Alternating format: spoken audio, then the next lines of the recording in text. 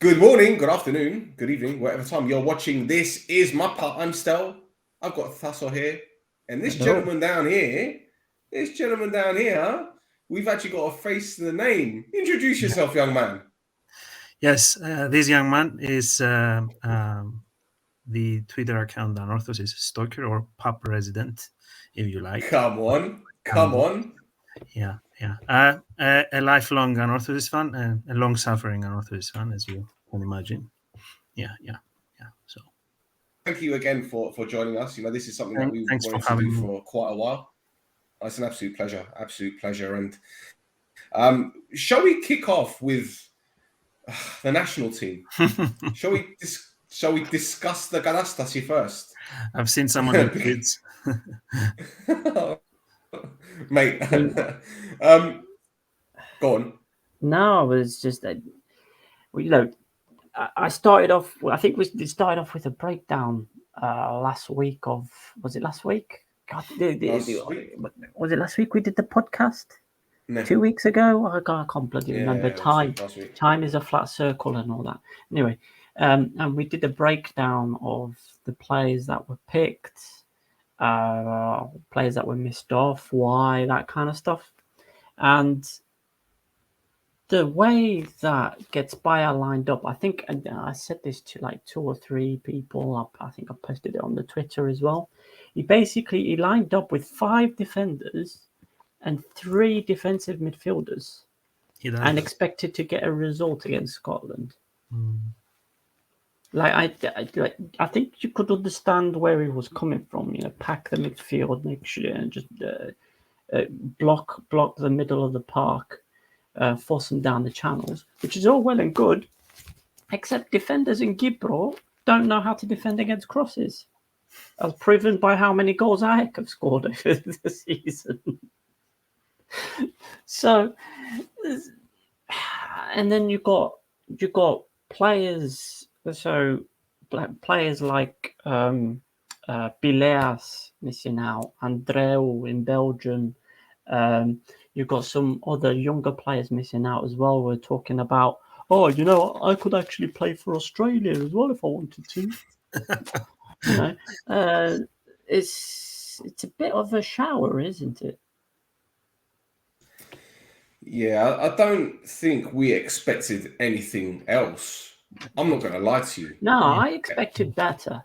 Do you know what? When I saw the squad, and as you said, we discussed this, and I saw that squad, and I thought, all right, we've got some very good players. I'd say I wouldn't say like world class players, but we've got good players that can put in a performance, that can come away from a game and hold their heads up high and say, yeah, we had a good game. And then I look at the team lineup, and immediately I'm just deflated because, all right, I can't complain about the goalkeeper because which one of them plays regularly? Spoljaric has only just started playing for Garmiodis, right?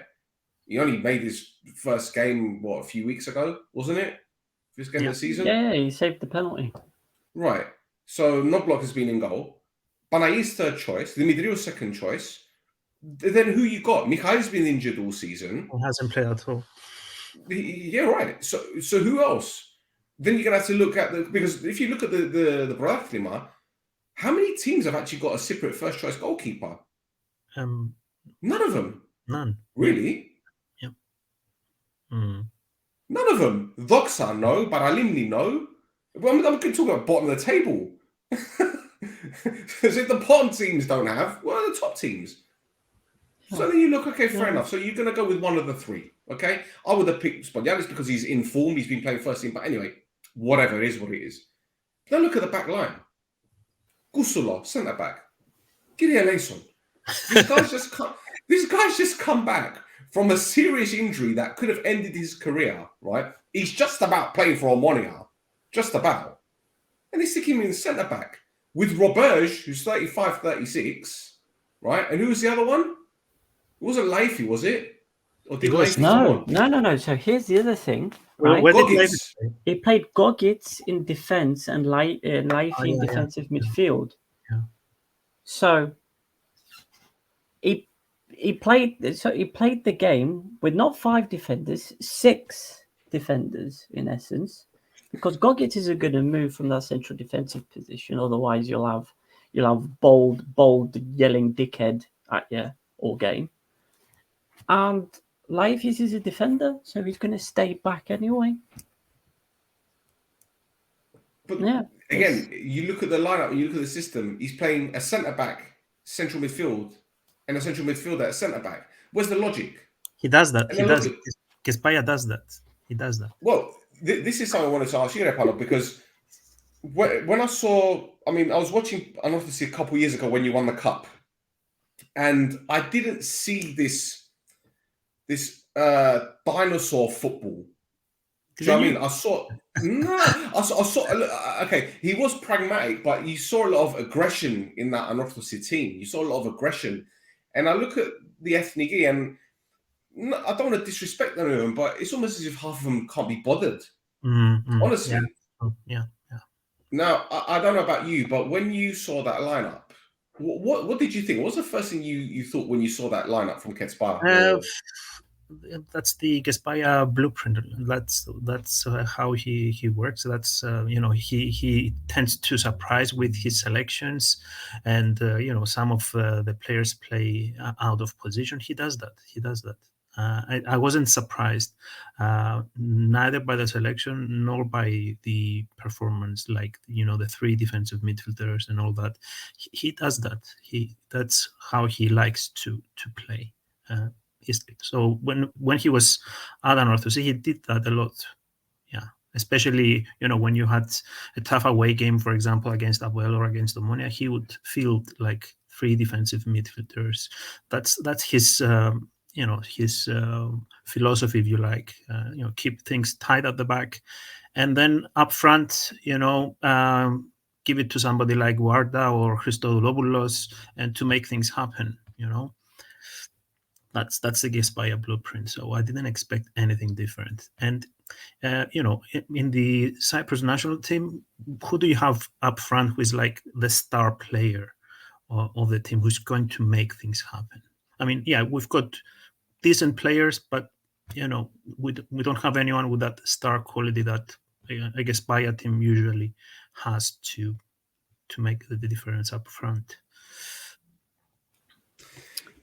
It seemed to me that he would just wanted to avoid defeat in this game. I think he'd have been happy even to lose 1-0. It just seems like he would have been happy. He was saying that we were still in the game until the 85th minute. I'm thinking, come on, man. These aren't things that we want to be hearing. There's a few more decisions that he made in terms of his lineup that confused me. Artimada has hardly played this season. I think he's only played 2 games in 2023, if I'm not mistaken. He's only been back for like 2 or 3 games, and he played at centre back as well. He hardly played in midfield. Yeah. So there's that. Iwano at left back. There's no other left back on the island that he could have called up.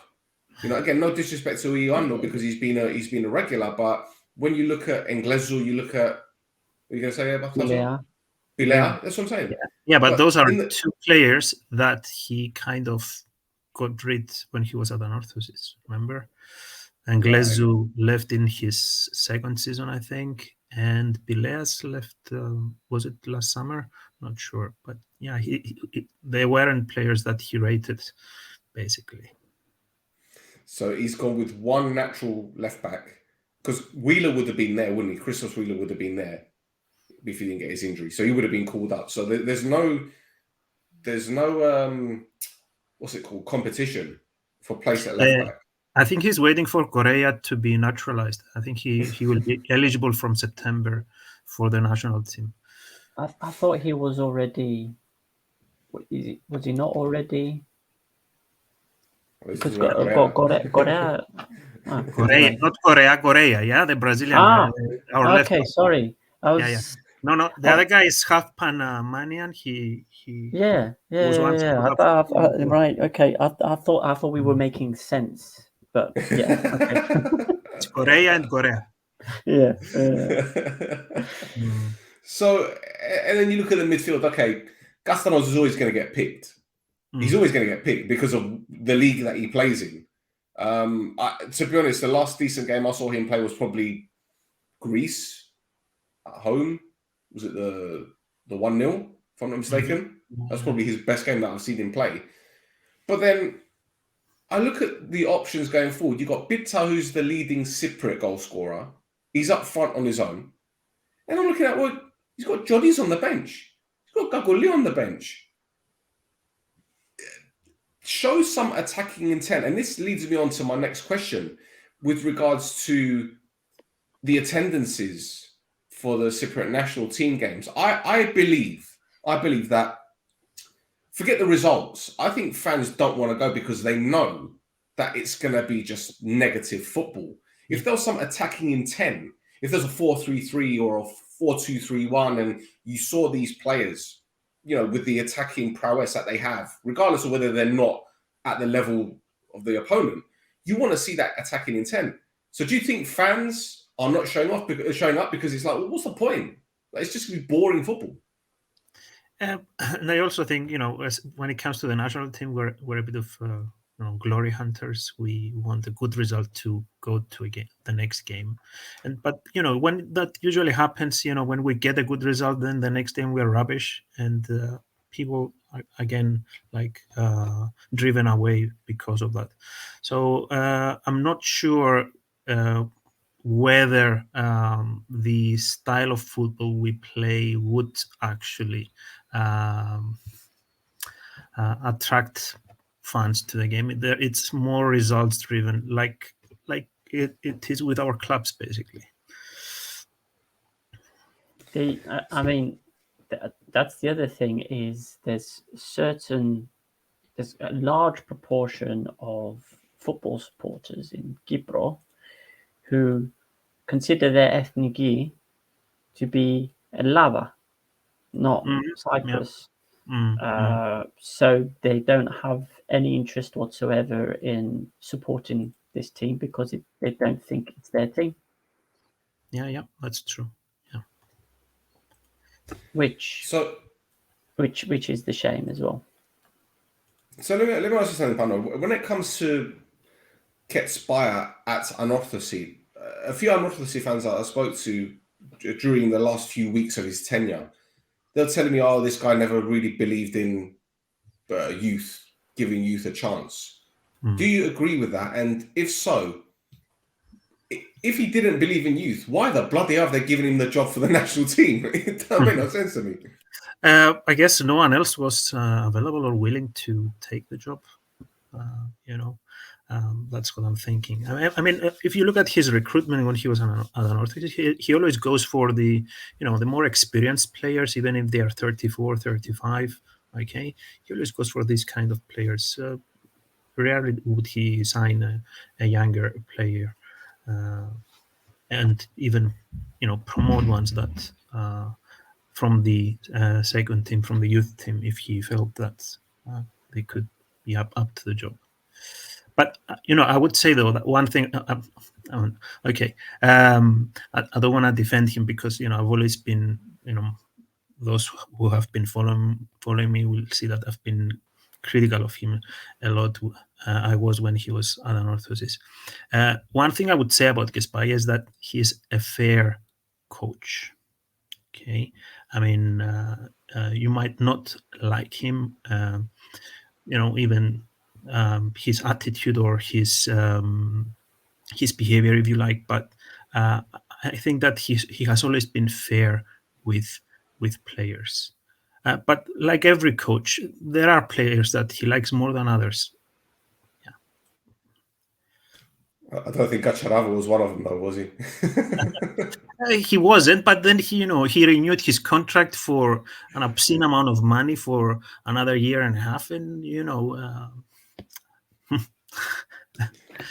he sacked his godson. Yeah, but I think Georgians tend to be like that. I mean, there was an incident, if you remember, a couple of years ago with Ogriasvili. They were about to fight on the pitch and hit each other on the pitch, and then the next day they were out for drinks or whatever. I mean, they are like that. They fight, but the next day they're best friends again. Yeah, so that's how it should be. They don't hold grudges. They just get on with it. Yeah. Just get on with it. Yeah. Okay, so while we stay on the national team, we know we got a draw against Armenia. Somehow we got a draw. I think we need to thank their goalkeeper for helping us with that one. But we did see, Hamburg come in the team from Omonia. We saw obviously Kakuli play a little bit. And there's a few changes, and it looked okay. Garo came in the team and scored, and we were saying, why don't we play him? He's probably our best Cypriot defender, I think, anyway.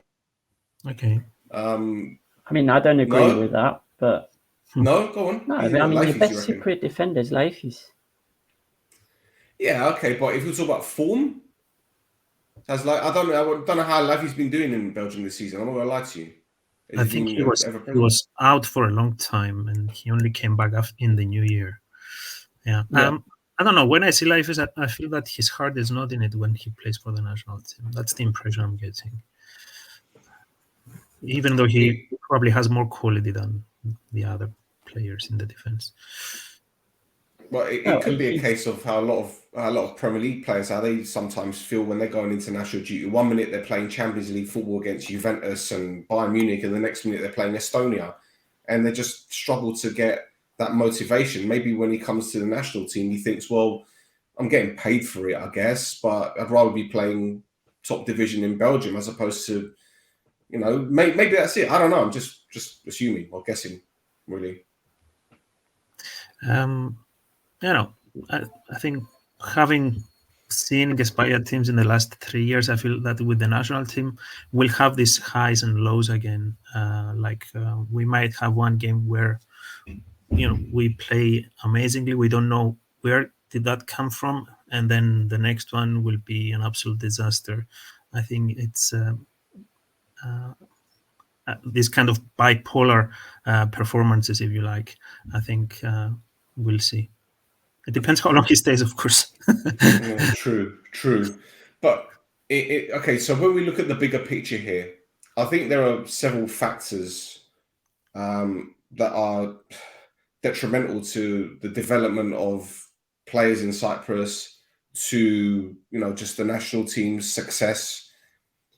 I could list them all day, but Panos, I mean, again, this is an open question, and it's a loaded one as well. But how do we fix this, man? How does it? Because surely it isn't just GOP that are to blame. Surely the clubs have got their own responsibility, even the players. I don't know where things go wrong. I mean, up until they are, in our academies, when they are like 14 or 15, our teams are really competitive. And then from 16 onwards, I don't know, something is missing there when it comes to taking them from the youth team to the second team to the actual first team. That something goes wrong there. And I've my boys in the youth leagues as well, and I see many talented kids, many good players at this level who even go on international tournaments, and they really do really well. But from 16 onwards, we I don't know why we have this huge gap in performance and in quality. Maybe one thing comes from the families as well, you might say, and it's in the culture. Well, we have to admit that most of our kids are pampered. They are spoiled, if you like. They have something to fall back on, like they're going to go for studies and things like that. Maybe they don't have this hunger to actually become pros and succeed as much as kids in other countries who might not have the same mentality, if you like. I don't know. Yeah, I think that's a very good point. I think this is something we could be discussing for hours, this particular. Oh, of course. But I think there's also other things as well, which, you mentioned you got one or two kids, I'm assuming you say one or two, you say? My boy, just my boy. Yeah, your son, right? So, have you done what I'm asking? How old is he? Now he's 14. He's 14. So, I know that obviously there are rules when it comes to agents and how the age or the minimum age that kids can join up with agencies. But from what I've seen and from what I've heard, Cypriot football agents can be a bit of a problem as well. And I'm not talking about, the murky side. What do you mean? I'm not talking about that. I'm not talking about the how can we put it? I'm trying to think of the right term to put it, actually, because the words come out of my head. What I'm trying to refer to is that there are some agents in Cyprus that believe that they've got a profile that they need to kind of push out, right? And they use a lot of the players to do that. Do you get what I'm saying? A lot of it for the Instagram, a lot of it for the LinkedIn. And I just think that sometimes some of them, not all of them, so I'm not being being general here, some of them probably would prefer to have more control over the players than their clubs would. Okay. So I don't know whether that plays any kind of part in the development or the underdevelopment of players in Cyprus. Now, we've seen various academies are doing very, very well when it comes to youth development. I think Omoni are doing very well. Yeah, they are the top academy, I think. Probably at the moment. But that was due to Jesper Fredberg in 20. But I'm not going to go back to that. But Aris are starting to develop youngsters. They've spent a lot of money on their academy. Buffalo are slowly doing the same. Salamina, various clubs. But where does what's the long-term plan for these clubs? Because do they want to produce these players and sell them on for profit to keep the clubs running? Or do they want to develop these players and just keep them within? I don't know. I really don't know. I don't know the answer to the question. And I don't know anyone who can give me an answer to the question. Well, is there a long-term plan? That's my question. See, there you go. You countered my question with a question. I'd like to think there's a long-term plan. I'd like to think so. Okay. From the Cypriot national team, I don't think there is a long-term plan. Not from the CFA anyway. I don't think so. Because to be honest, there was an attempt a few years ago. We had hired this guy, Savas, a former coach, and he tried to follow the Belgium blueprint, where he wanted every youth team from 13 to 19 to play in the same system, to have this consistency. But obviously, I don't know what happened. I don't know if he still has the job, to be honest. Yeah, that didn't work out. Was that when they brought in Valem? No, it was a local guy. It was his name was Savas, but I don't remember his last name. Okay. All right. No, I mean when the head coach was brought in, because we had who was before. It was long before the Belgian guy came. Right. Must be 10 years now that Okay. this attempt was made. On paper it looked really good, but various interests come in play, and of course. Well, the thing is, Thassos does the Vrionides update for the fines and everything. And whenever I see teams getting fined for not enough Cypriot players, that immediately is a red flag for me, because I'm thinking, well, if you're serious about the future of the youth in Cyprus, you'd implement some kind of rules to say you need X amount of Cypriot players in your squad. And if you don't, you get not just a ban, but you get a points deduction. Because we're seeing fines, but we're not seeing heavy punishments. Now, on the one hand, again, sorry for going off on a tangent here. On the one hand, I'm thinking, well, the CFA would love to have loads of foreign players here because it boosts the profile of the league. Boost the profile. But at the same time, you're stunting the development of your youngsters. Sorry, Thassos, you're going to say something? No, I was going to. It's the the whole point, even the rule that's is to have 2 players in the first 11 which were registered with the Cyprus FA when they were under 18. So they don't even need to be Cypriot players. So, for instance, there's that ISA brought in. Is it Shumansky from Belarus in January? With the forward. Yeah, the 17-year-old. Yeah. So, what we're seeing now as well is not just we're seeing some teams, because Bafo as well have got this network that they've got with a team in Brazil as well, to look at young players from Brazil. So they're trying to work ways around it without looking at Cypriots themselves as well. There is rules as well in place that if you don't have enough Cypriots in the squad that you called up, that you lose places in the squad. So instead of being able to call up 23 players, if you don't have a set amount of Gibrels in the team, then you lose a place, 2 places, 3 places, which is why you see a lot of teams with second and third choice goalkeepers who are both Gibrels and they're both on the bench. Yeah. Because it makes up that quota. Okay, so loopholes. So effectively, there is no plan for the CFA to improve anything when it comes to youth development. They're just handing it over to the clubs and they're saying to them, "You deal with it."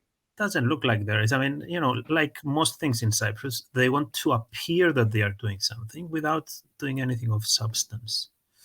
That's how I interpret it.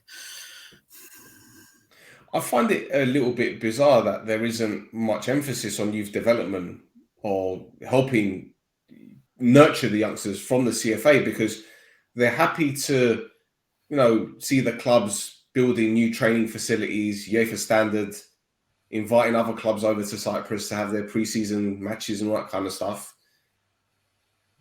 I don't know what the long. You actually asked me the question. I don't know if there is a long-term plan. I don't even think there is, in all fairness. Not from the current regime anyway. But the elections are coming up soon, aren't they? For the new president of the CFA. It's going to be the same. I don't think anybody else is going to run. Yeah, as per latest reporting, Gulmas is going to be running unopposed.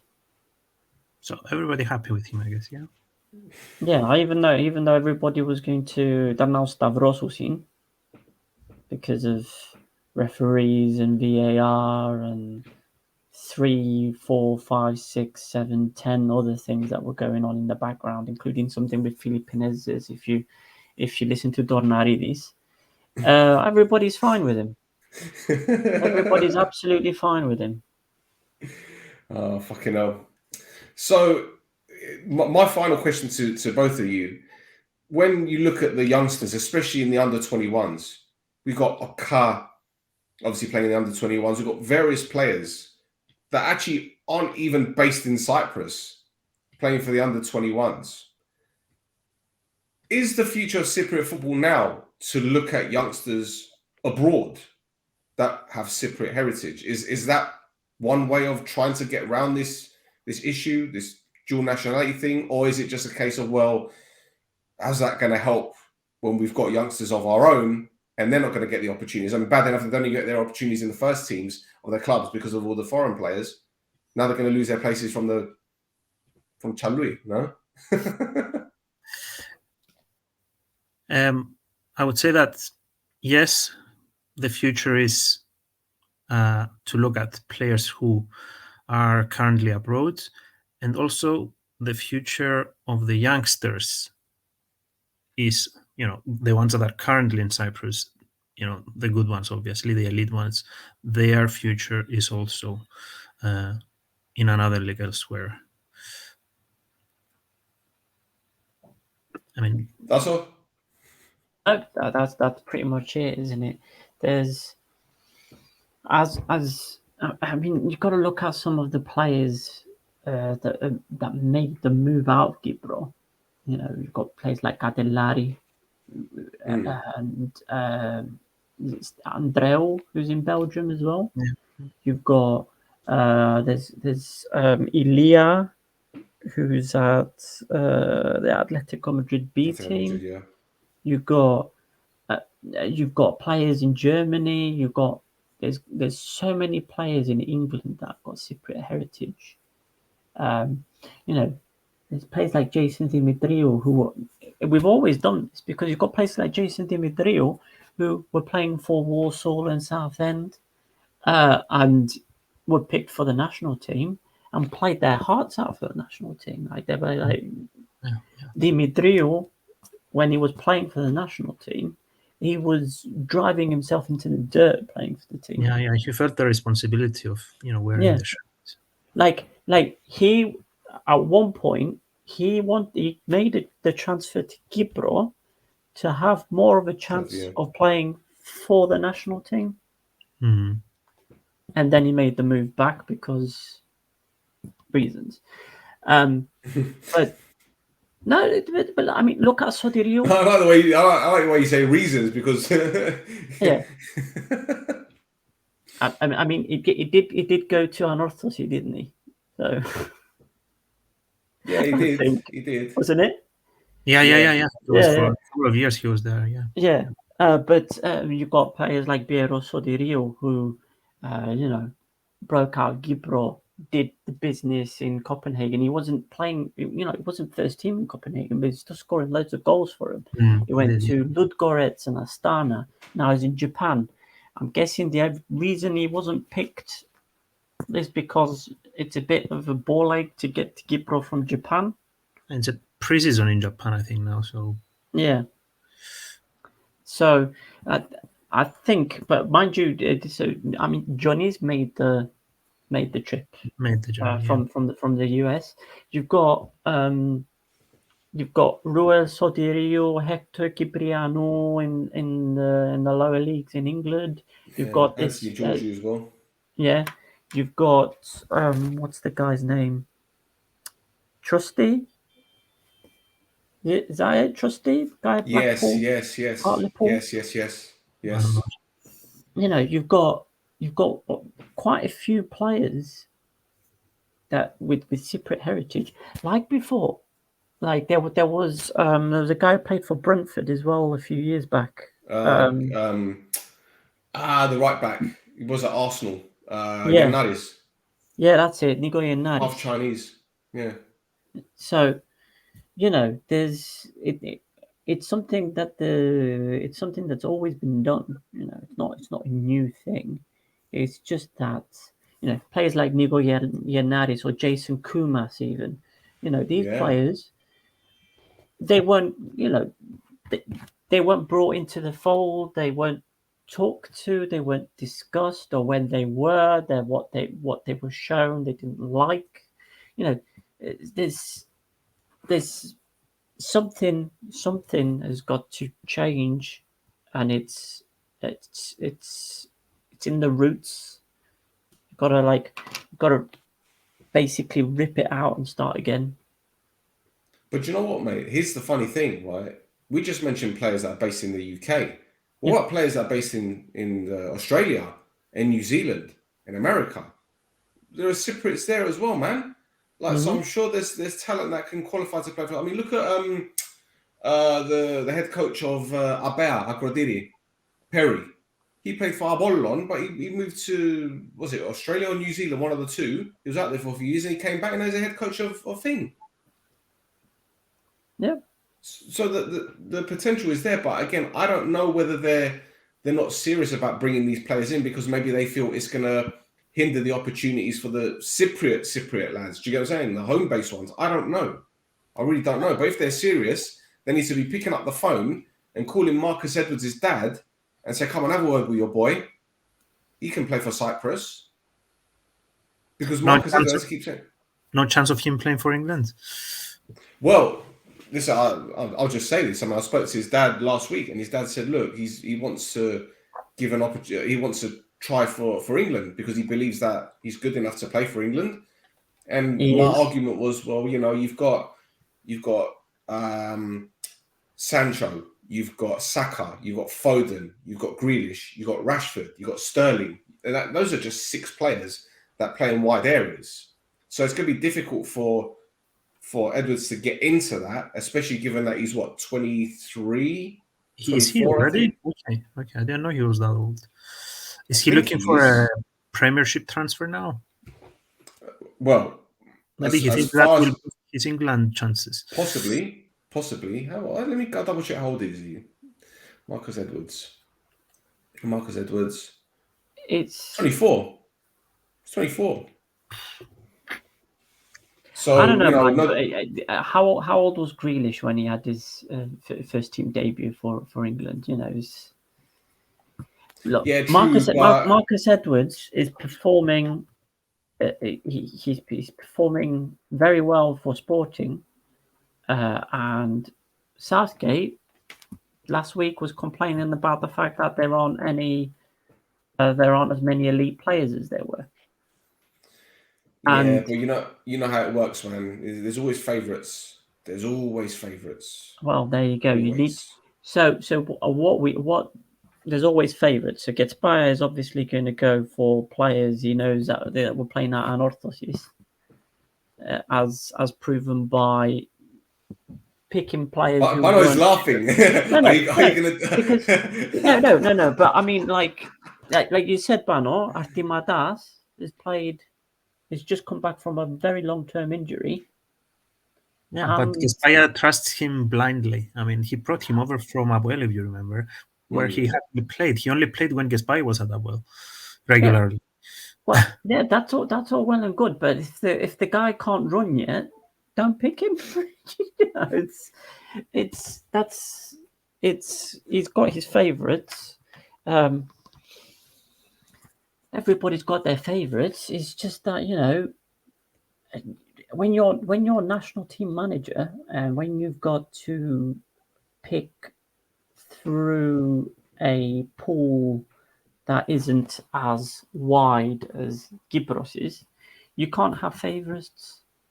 You can't. And that's it. And that's what they tried to. I think that's what they tried with obviously bringing the foreign coaches, and with the foreign coaches obviously butting heads with the Cyprus FA because this is Gibro. You need to do things the Gibro way. So they brought in Getspaya because he knows the Gibro way, but obviously the Gibro way means I have my favourites and this is what I want.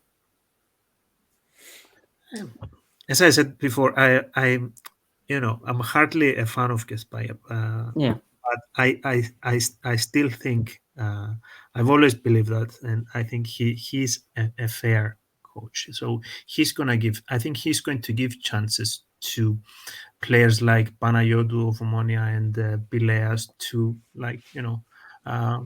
prove that they can do the job. I think, and other players, not just these two. But these are players that he had at Anorthosis, and he let Panayotou go away, he let Bileas go away. But I still think if he feels they are up to the job, he's going to give them their chance. He's not going to deprive them of that, I think. Do you think he'll ever ditch that 3-4-2-1 system and he will just say, fuck it, let's just go for attack? No. Do you think he'll ever? No way. Maybe in injury time, but yeah. Maybe. Okay, there was a time, back in our glory days when he was, our coach in 2007-8. There were times when he had Frusos and Sosin. Do you remember those guys? Yeah. Sosin, yeah. And there were times that he preferred to play neither of them and play with no one up front. Like it was a 4-6-0 system, something like that. Okay, Yeah, the season we won, the last time we won the league, undefeated. The football we played was atrocious at times. very uninspiring. But he did the job. Well, it looks like the Cypriot national team is on its way down even further now. I thought Kostenoglu was bad, but no, like bring him back. Bring him back. I'm joking. I wouldn't wish that on anyone. Anyway, Thassos, do you want to give an update about Anorthosis? Any news? Well, I mean, we've got Bano here. We can. Well, this is something that you two can Yeah. debate. So Because I I'm mean, I'm really just gonna throw some stuff here because obviously every week there's something to report on with Anorthosis. So yeah, obviously jump in whenever you want. But basically, Andreas Sandis and Boulaidis had a meeting on the 28th of March. The statement, there was a lot of words in the official statement, basically saying absolutely nothing, other than they've put something together which is going to be put onto a memorandum of understanding officially, where basically it looks like Boulaidis is agreeing to relinquish control of the PLC, but he won't relinquish control of the PLC until he knows who he's giving it to, what they're going to do with the PLC, how they're going to spend any money that they put in. He wants to see their business plan, which go on. Which normally, if you're trying to get out, and you're a majority shareholder, what you would do is you would bring the other shareholders together and go, okay, here is my offer for all of you together to buy my majority share. All right? The thing is, I don't know if there are any other shareholders, to be honest. Well, he's only 60% majority shareholder, 30%. at least according to official paperwork. And 30% belongs to the club. Yeah. Okay, to the Somatio.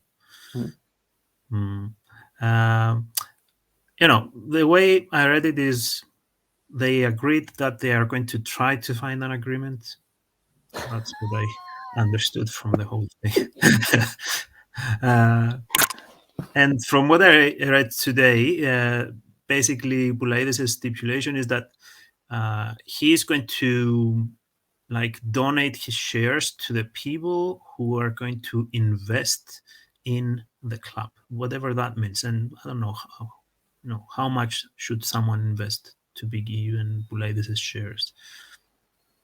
Well, I mean, that's basically selling his shares. I don't understand what the difference is between.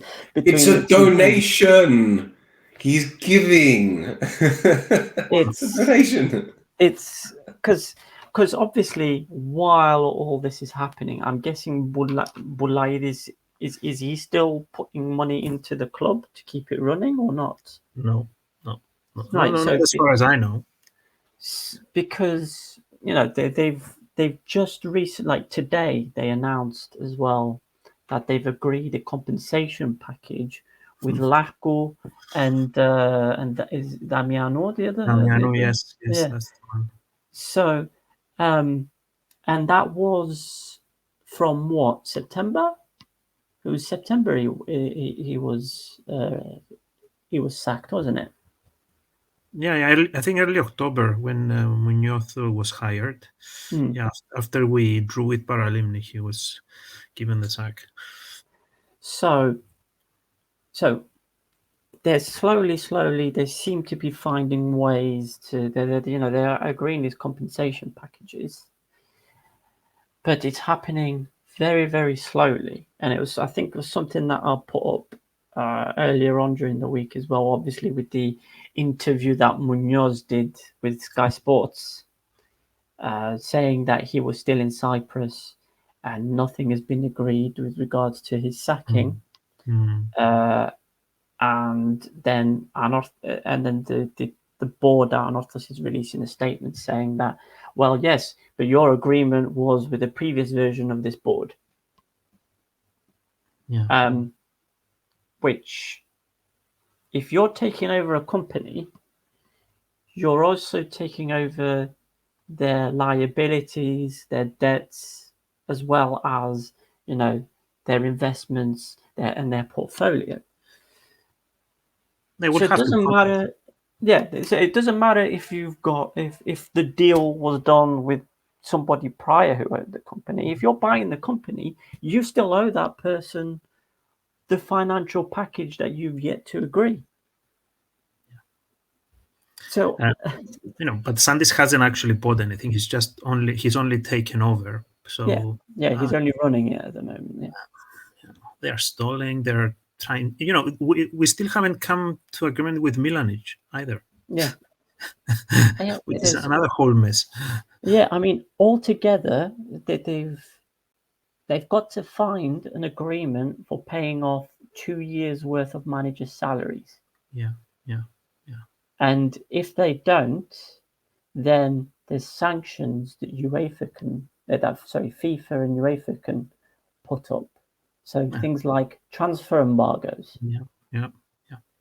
Back to the same. You know, it's like sometimes it feels like, you know, it's Groundhog Day. We're back to when Boulaidis took over, and we had all these outstanding compensations to players and previous managers, and you know, I think it was something like 98 cases when Boulaidis took over, outstanding.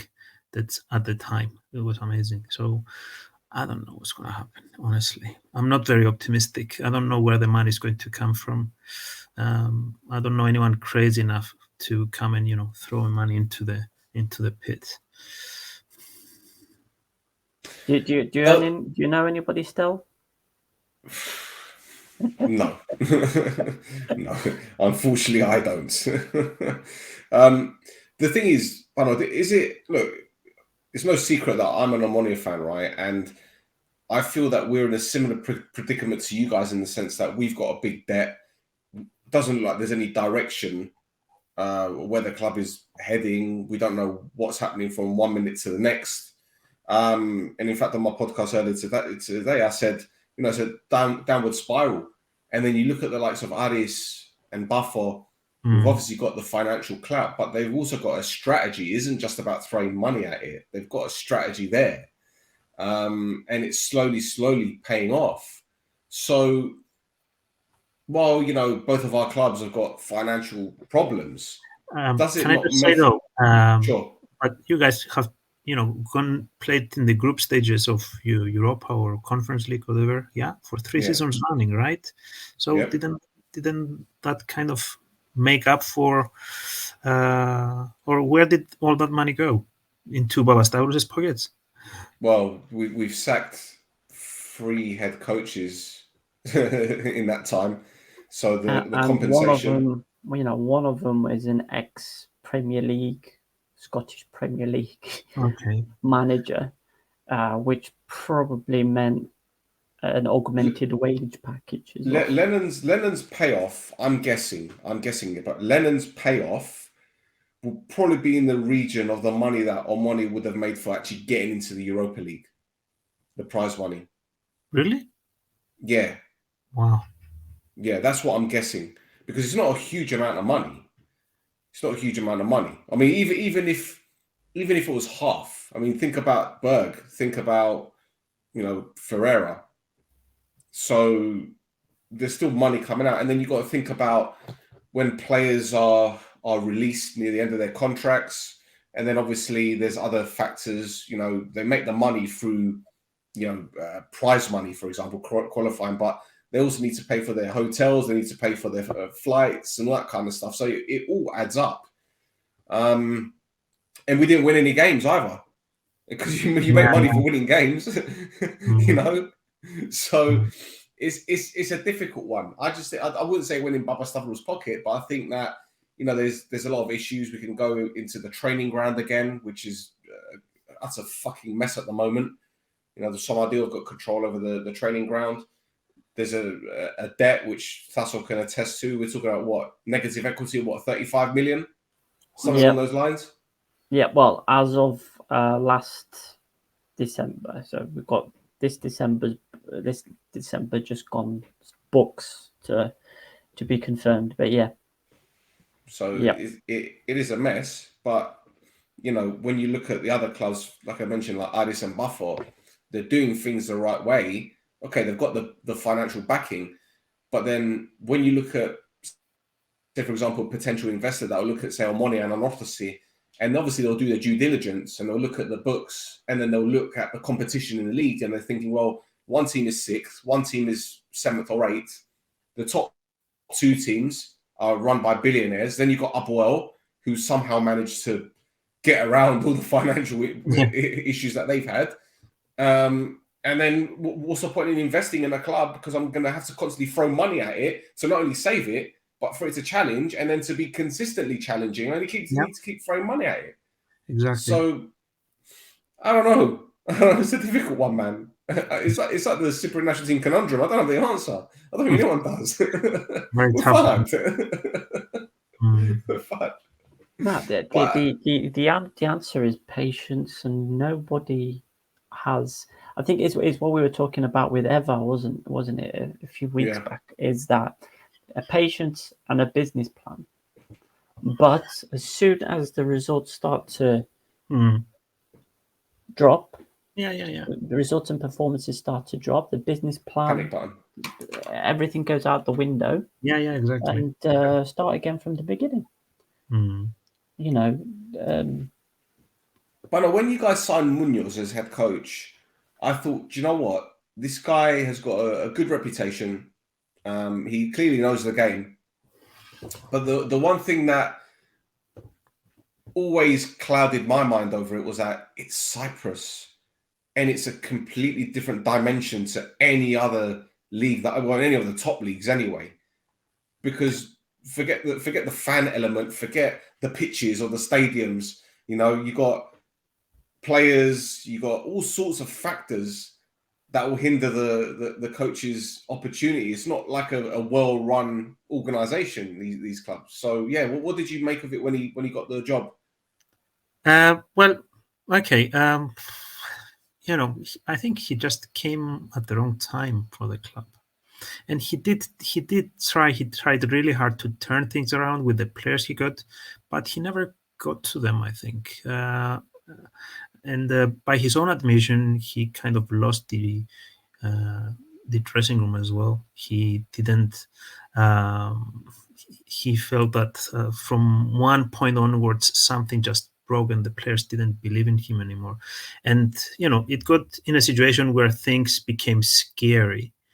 And I don't think he had the experience as well to handle that situation.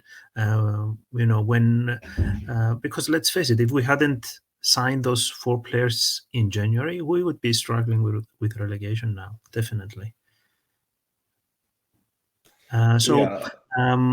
Although I think he did try, he tried a lot of things. He tinkered a lot with the lineup and the players and his selections. It just didn't work out for him. I think if he's brought over in the summer, for example, to kind of build his squad with the players he wants, I think he'll do a really good job. But as you said, this is Cyprus, so you never know. Exactly. So what do you think is going to happen next? Because we know that Vesco has got the job temporarily, even though he's actually lasted longer than Munoz, I think. I'm joking, but he seems like it anyway. So he's come from the academy. He's managing the first team for the time being. Do you think he'll get the job permanently, or the eyebrow raised? If he had done better in the cup, maybe, but I don't see him keeping the job now. No, unless things are that bad financially that we won't bother to bring in a new coach. And we just keep him to build the squad with the Spanish technical director that Munoz brought in, and hope for the best. Okay. So at this point, I don't see him staying. Okay, so as an Anorthosis fan, right, I'm going to ask this question to you then, because when we got Sofroni as head coach, a lot of fans were telling me, "Oh well, when Gibreos, he knows the league, so he will be a great appointment. He's a great man manager." Are you guys looking for someone in the Sofroni mold that knows the league, that knows the players, knows what to expect, or do you want another foreign head coach? Well, we tried the coach who knows the league. We had Gespaya. We also tried it with Milanic. We tried the foreign ambitious young coach. We tried Munoz, and then we tried the guy who did better than all than the other two anyway. Was the guy who hadn't coached for like 14 years. I think Mihailovic hadn't coached for 14 years the first team in the top division. So I can only guess, but I think Sandys will trust the technical director to bring in a foreign coach, probably Spanish. That's my guess. We'll do the Ike model, which has been very successful. ¿Qué Catalá? Oh, not likely. Wow. Wow, Badia was free until about a couple of weeks ago, so that's gone. Yeah. He'd love that job, I tell you. You've done well as well. So yeah, it's looking bleak for Anorthosis at the moment, but the fact is, it's a big club. It's one of the biggest in Cyprus, and I cannot see it getting worse. I can't see it. I can't see it, honestly. But then again, you know better than I, so. Yeah, you never know. I mean, with the financial situation right now being so like vague, uncertain, I don't know what's going to happen, because if we don't find the people to put the money in, then you're looking at the budget of what 3.5 million euros a year. I mean, how are you going to compete with the top dogs in the league? Yeah. It's going to be very tough. Is the youth academy working at least? Do you think that they're bringing good players through? Well, we were relegated this season to the second tier of the youth league, because I don't know if you guys know how the youth league works. It's basically ages from under 14s, under 15s, under 16s, and under 17s. They have their own league, like first and second division, and they play 10 games. The first division plays 10 games, and the bottom two teams across all four age groups go down. So if, for example, Anorthosis, had the under 15s were top of their division, but the other three age groups didn't do that well. So for that reason, they were all relegated. Wow, that is some big responsibility, though, isn't it? Mm-hmm. Your future relies on. Oh, wow. Okay. Wow. Yeah, it's a bit of a strange system, but that's how it works. And they're gonna change it again next season, because Cyprus, they have to please everybody, so they're gonna make the first division 14 teams, something like that. Anyway, but I don't see anybody coming through right now, to be honest. Okay. Yeah. Now Vesco has the chance to promote a couple of kids that he probably thinks have what it takes to do well, but until we actually see them, I can't really tell. Fair enough. Right, couple quick things before we wrap it up. Panos, who do you think is going to win the title this season? I can't see past Abuel, to be honest. No? I mean, they have the quality, they have the experience, they have the know-how. I mean, who's gonna take it off their hands? Ike had their chance. I think they were the most serious team in the league for a while, but then it seems that they couldn't juggle two things at the same time, and they kind of lost their way. Unless Aris, have this like no awareness, no fear of danger, agnia gendinu.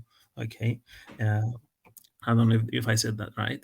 And they go all the way now in the final stretch, but I don't see Apple losing it. Okay.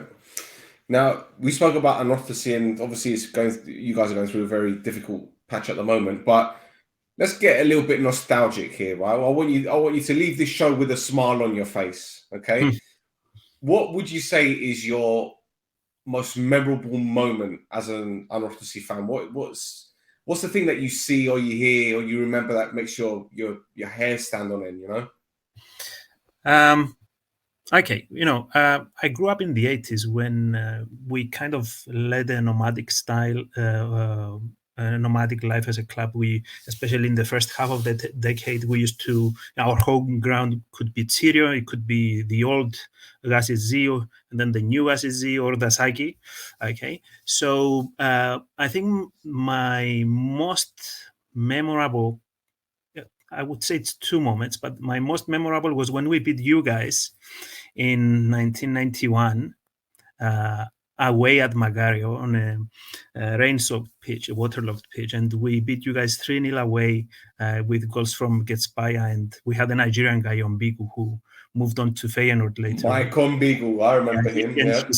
He scored the third goal, and then there was a puddle of water on the corner of the pitch, and he just dived in.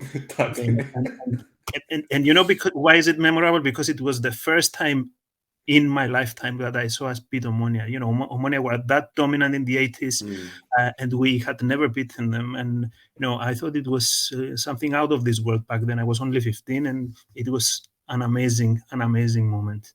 And if I had to pick a second one, it would be Gespaya's show away at Gazipia against Apoel when he scored a hat trick. The third goal, the ball, the free kick that swerved, and went in, and it was an injury time goal, a title winning goal. So that moment, those two moments have always stayed with me, I think. Okay. And do you have a favorite player, or maybe one or two favorite players to have ever played for Anorthosis? Okay. Well, when I was a kid, we had this guy, Fivos Vrahimis was his name, who this old style of forward who played by instinct. These are the guys who grew up playing football in dirt pitches in the neighborhoods and all that. And he was a very, I think, talented and authentic player of that era, and he really liked to shoot with the outside of his boot, and I loved that, and I tried to copy him a lot. But in the modern era, I can't see past Gespaya. I mean, fair enough. Hey, listen, I don't blame you. I don't blame you, because we can be critical of the guy. I've called him an utter lunatic sometimes because of some of the things that he's done, but the fact is he is part of Cypriot football history. Not just as a player, but as a coach. And he has brought a lot to the table. And I just hope I can change his name as a head coach back to Getspire from Gets Coward, because I can't keep calling him that, man. I can't, honestly. But yeah, Panos, thank you so much for joining us, mate. I really appreciate your time. I know it's quite late in Cyprus, and it's always great to have you on. Hopefully we can have you on again. We'll try and get a former Anorthosis player on the show. Maybe you can do an interview with him. Yeah, why not? We'll try work something. What do you reckon, Thassos? You think we can do that? Yeah, why not? Why not? Start putting the feelers out then. Don't worry. Yeah, put them out. Put them out. I shall indeed. That's all more. I was going to say thank you for having me. I was going to say thank you for having me. It's a pleasure. Hopefully we can do this again. Next time we do like a match, a league review, maybe next season when hopefully your team improves. Because I don't want you coming on talking about your team when they're not playing well. I mean, unless you want to come on when they win, it's not a problem. We'll see. Why not? I mean, I've been miserable all season because of the way Armani have been doing. I need someone to kind of mirror my misery. And we've been on holiday since since March. We have nothing to look forward to. I mean, don't worry, I'm in the same boat as you. We're gonna get knocked out by Buffer in the cup, and then we'll have this Gwenda again. Do you want to? How you doing? Oh yeah, Twitter handles and all that business. Twitter's turning into a trash fire right now. Obviously, with our benevolent overlord deciding to start charging people to be seen on Twitter. But if you do want to find me, it's at Flares Gaffes, FLARESKAFES. This is Mappa's got a Facebook group going as well. So whatever news and opinions I'm putting on the Twitter, it's there on the Facebook as well. You just search for This Is Mappa and join the group, join the chat. And yeah, there you go. That's it. That's correct. And we have our Instagram page at This Is Mappa, and we've been putting out a lot of content which has got quite a bit of attention, to be honest. Stel says we. What he means is he has been putting it out on there. He's been doing a fantastic job. Listen, it's a team effort. Okay, it's a team effort. But we've been getting more and more followers now, and I think that we've done a really good job in the past. How many months has it been? 3 months? 4 months? We've been doing this since what? October? November? It was long. November? No. For This Is Mappa? No, we've been. Well, we. Well, when was it, Thassos?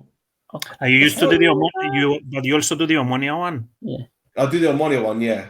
Maybe I mixed it up with that one. Yeah, the Omonia one's we've been doing it for 3 years, but This Is Mappa in this particular podcast. I mean, I was doing it before on a different platform, which was about 2 years ago. But Thassos and I have been doing this, bro, end of October? Yes, end of October. You're right, because I was in yes, beginning of November. That's right. Yeah. So we're now March. So 5 months we've been doing this, and I think we're doing well. We're getting we're getting somewhere. Siga. No? Do you want to finish with that little Spartakos Gidiou picture from what? from Go Twitter? On. Go on. The one with the goalkeeper. I've got it right here. You haven't got it? Hold on. No. That's the one. That's the one. It's beautiful. let me zoom in. I wonder if I can. What's this supposed to be? So Spartakos Gidiou beat Athletiki AO Avoru 3-0. And so a goalkeeper there has got a penalty save. So they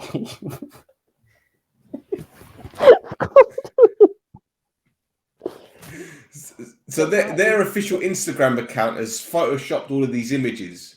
So the goalkeeper's got what are they? Devil wings? What are they? No. Serpent? It's because he's an octopus, because he saved. He's an octopus. I can't even tell. And so one guy scored a long distance goal, so he's got a rocket launcher and ammo on him. And the other guy scored 2 goals, so they put him in as the Mona Lisa. Okay, fair enough.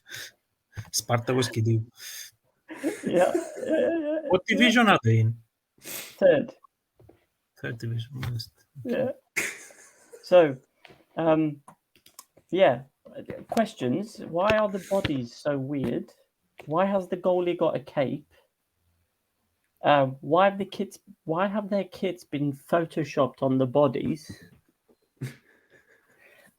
And why is there? If you look in the top left corner as well, they put in like a Salvador Dali melted clock, but it's a football.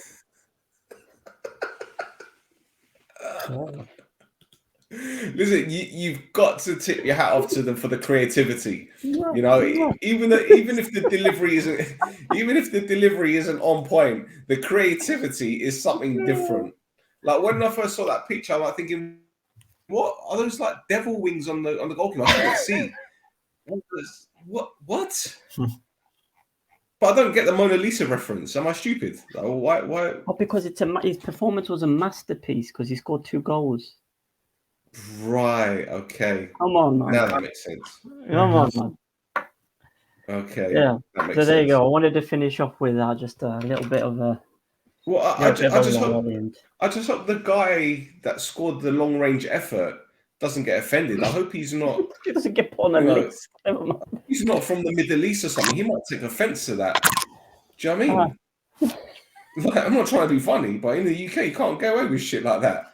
You put a strap on me, and I'll get offended. Well, not literally, but you get offended. You call me a terrorist, boys, because I'm not white, kind of thing. Unbelievable, Jeff. But anyway, this was another episode of this Mappa. Thank you everyone for tuning in. Thank you, Panos, again for joining us. Take care. Always a pleasure, Philaire. Thank you very much. Thassos, thank you very much. And boys and girls, we'll be back next week. So until next time, be safe and don't make stupid photoshops of people with rockets on them.